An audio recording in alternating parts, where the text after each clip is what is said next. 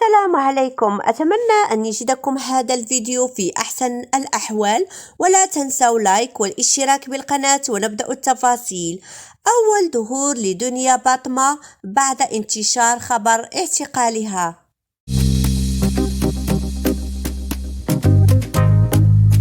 بعد غياب دنيا باطمة لفترة قصيرة، انتشرت إشاعات تؤكد خبر اعتقالها، في حين صرح آخرون بأنها تقوم بعملية تجميل معقدة هي سبب اختفائها وعدم ظهورها.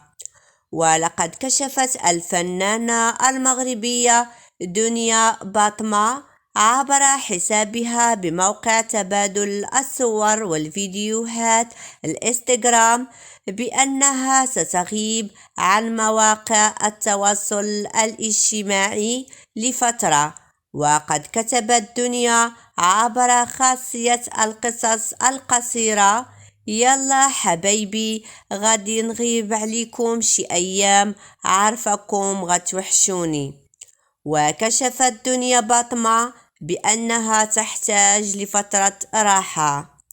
وفي سياق آخر، ضجت مواقع التواصل الاجتماعي بأنباء تؤكد عودة المياه إلى مجاريها بين المنتج البحريني محمد الترك وزوجته الفنانة دنيا باطمة بعد تدخلات أسرية للصلح، الأمر الذي صدم الجمهور متسائلين عن صحة الخبر.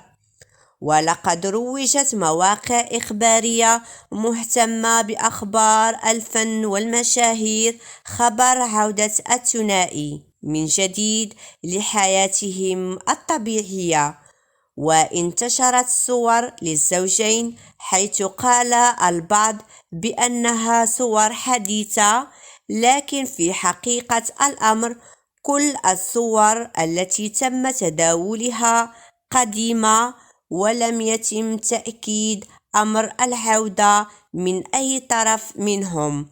وتظل كل هذه افتراضات حتى اللحظة. فكان هذا هو فيديو اليوم، وإلى فيديو قادم إن شاء الله. إلى اللقاء.